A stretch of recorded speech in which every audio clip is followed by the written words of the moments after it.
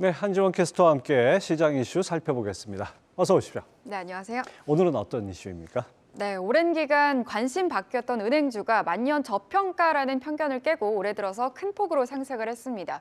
많이 상승을 해서일까요? 오늘은 차익 실현 매물이 나오면서 주가가 밀리고 있는데요. 현재 은행주에게 있어 상승 모멘텀들이 좀 있는 만큼 관련된 내용 짚어보도록 하겠습니다. 네, 은행주는 연말에 배당주로서 좀 반짝 관심을 갖는 걸로 흔히 알려져 있는데 올해는 지금 보름 만에 배당락은 물론이고 엄청나게 오르고 있다고요. 네, 맞습니다. 은행 지주사들의 연초 대비 평균 주가 상승률은 20%를 넘었습니다. 아직 1월 중순에 불과한데 한 달도 안 돼서 20%대 수익률을 달성했는데요. 주요 금융지주사로 구성된 KRX 은행지수는 연초 대비 20%에 가까운 수익률을 나타내고 있습니다. 이렇게 최근 은행주가 투자자 관심을 받게 한 호재는 바로 얼라인 파트너스의 주주 행동인데요. 얼라인 파트너스는 7대 금융지주 이사회 서한을 보내서 다음 달 9일까지 주주 환원 계획을 밝힐 것을 요구한 바 있죠. 만족할 만한 답이 오지 않으면 오는 3월에 주주총회에서 직접 주주 제안에 나서겠다는 계획인데요. 금융지주사들 가운데 얼라인 파트너스가 1%를 초과하는 지분을 들고 있는 곳은 JB금융지주밖에 없는 만큼 적어도 JB금융만큼은 배당을 크게 확대할 것이란 기대가 작용하고 있는 겁니다. 그래서일까요? JB금융지주는 연일 52주 신고가 행진을 이어가고 있고 오늘 역시 다른 은행주들이 밀리는 가운데서도 견조하게 버텨주고 있습니다.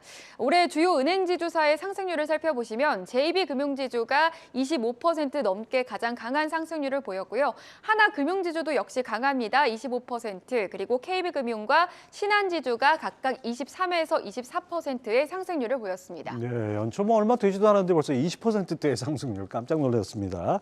자, 얼라인 파트너스가 쏘아올린 곡이지만 새해 들어서 은행주가 이렇게 강세를 보이는데 또 다른 이유도 있죠? 네, 맞습니다. 앞서 언급한 배당 정책 외에도 은행주 수급에 긍정적인 영향을 줄 만한 이벤트들이 꽤 있는데요.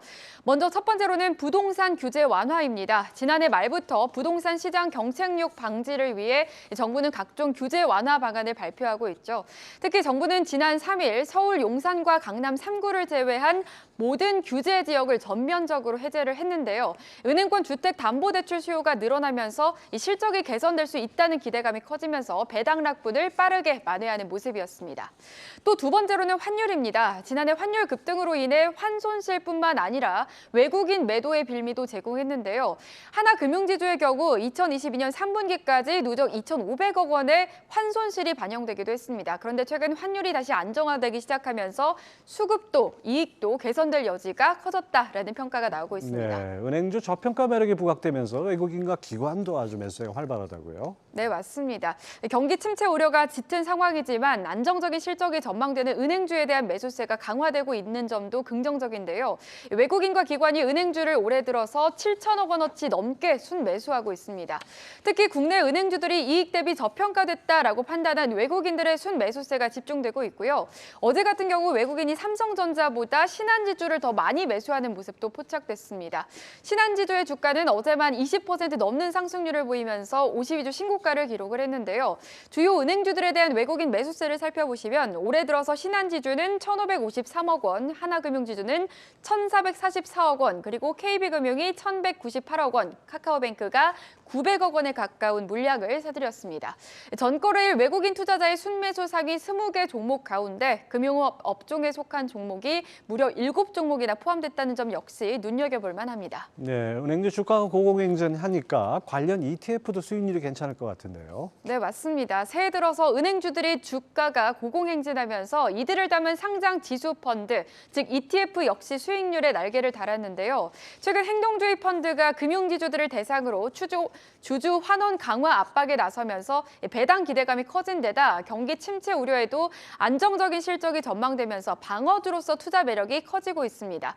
한국 펀드 평가에 따르면 이 타이거은행이 국내 투자 ETF 중 수익률 1위를 기록했고요. 그 뒤로 코덱스은행이 11.6%, 타이거 200금융이라든지 KB스타 200금융 역시 각각 9에서 10%의 수익률을 거두면서 상위 5위권에 이름을 올렸습니다. 증권사들에서는 어떻게 전망하고 있습니까?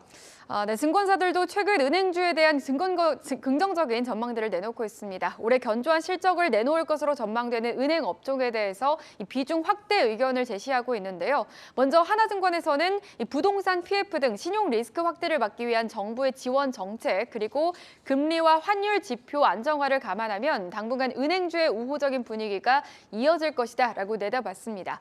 또 IBK 투자증권에서도 온라인 파트너스의 캠페인과 신한지주의 주주 친화 정책 발표 이후 은행 업종에 대한 기대감이 높아졌다며 최근 주가가 상승했지만 밸류에이션 매력이 높아서 주주 친화 정책의 강화는 주가 상승 동력으로 작용할 수 있다라고도 밝혔습니다. 네, 주주 친화 정책이란 것이 올해 또 하나의 화두가 될 것 같습니다. 한지원 캐스터 잘 들었습니다.